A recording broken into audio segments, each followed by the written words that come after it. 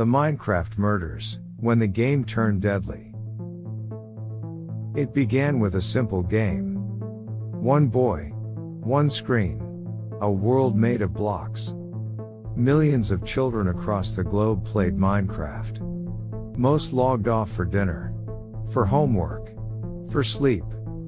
But one night in 2019, a 13-year-old boy named Ethan Miller didn't log off. Instead, he crossed a line, one drawn in blood, not pixels. His mother was found murdered. His father, barely alive. And Ethan was gone. The headlines called it the Minecraft murder. But what unfolded was far darker than any game. A psychological descent. A predator hiding behind an avatar.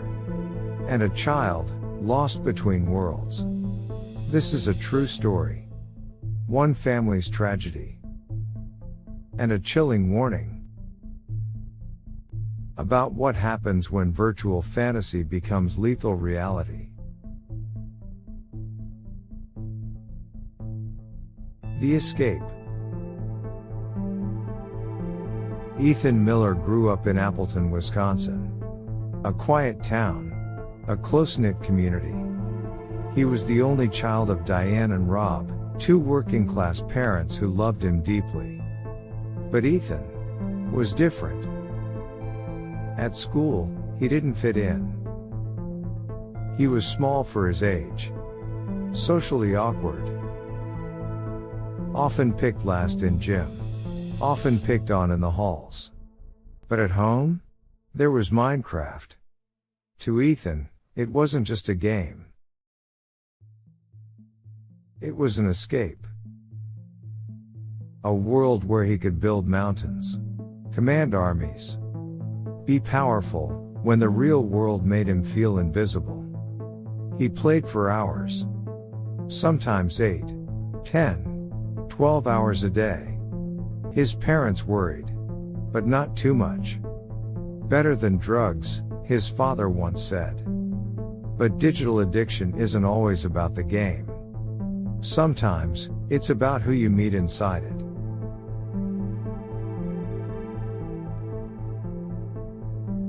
Friend request. In early 2019, Ethan met someone in a Minecraft server named Zane_Storm. Zane had flashy gear, built complex redstone machines, and seemed older. They started playing together daily. And Zane began messaging Ethan privately. Zane told him he was 17. That he was lonely too. That he understood how it felt to be different. Over time, the conversations turned personal. Zane asked Ethan about school. About his parents. About what made him angry. He made Ethan feel seen. Important. Respected. You're not like the others, Zane told him. You're smarter. You're chosen. They called it the end plan. A way to escape together. To leave the world behind and build their own reality. But the plan had a price.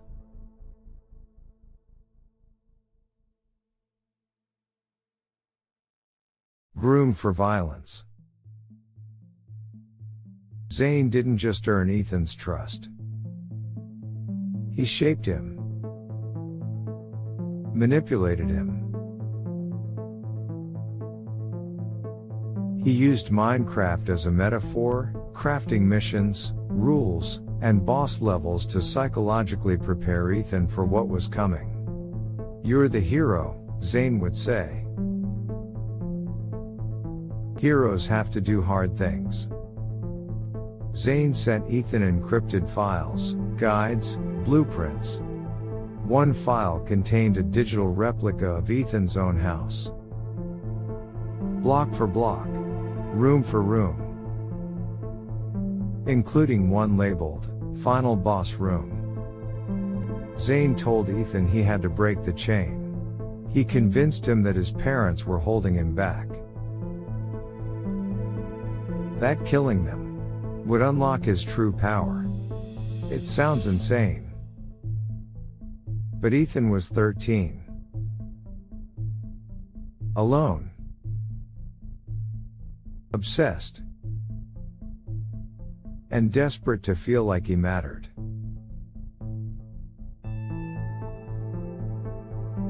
The night of September 18, 2019. A Tuesday night. Diane made tacos for dinner. Rob watched football on the couch. Ethan was unusually quiet. At 10:44 p.m., Diane kissed her son goodnight.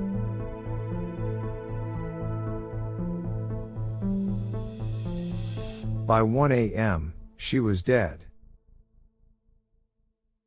Ethan used a kitchen knife. He first attacked his mother in her sleep. Then his father. The strikes were clumsy, but brutal. Rob survived, barely. He told police later he remembered his son whispering, "I have to do this." Then Ethan fled. He left a note. "I'm going to the end. Please don't follow me."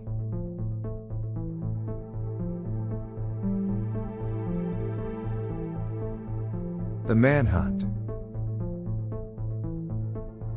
The town awoke to sirens and news vans. Minecraft murder blared across social media. People were shocked, confused, horrified. For 36 hours, Ethan was missing.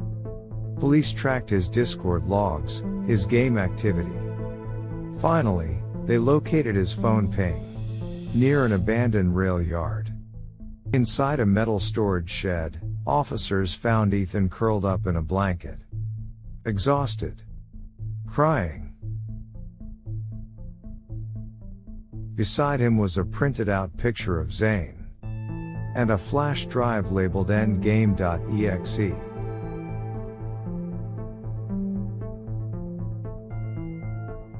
The man behind the screen. Zane wasn't 17. He was 29-year-old Marcus Hale. A former indie game developer turned predator.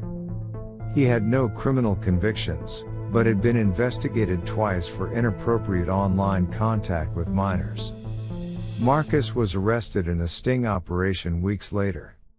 Authorities found files containing over 80 digital profiles of children, most of them Minecraft players. His hard drive included screenshots, roleplay scripts, and psychological manipulation templates. Ethan's story was not the first. But it was the first to end in murder. The cost. Diane Miller was laid to rest 5 days later. The funeral was small. Ethan wasn't allowed to attend. Rob survived multiple surgeries. He suffers partial memory loss and permanent nerve damage. But he still visits Ethan every month. "I don't blame him," Rob said in a letter. "I blame the monster who took our son away long before the knife ever did." Ethan was sentenced to a juvenile mental facility until age 21. He's now in therapy. Learning to separate game from reality. To live in the world he once tried to escape. Epilogue and Lesson.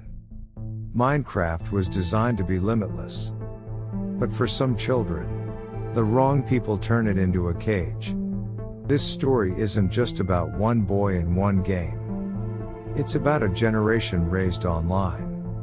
A warning to parents. To teachers. To all of us. Because the most dangerous worlds aren't built with swords or guns. They're built with loneliness and silence. And predators who know exactly how to exploit them. And sometimes, the scariest monsters don't spawn in dungeons. They log in and wait. If you found this exploration insightful, subscribe to Untold Truth for more deep dives into the hidden stories shaping our world. Share your thoughts on the Minecraft murders in the comments below.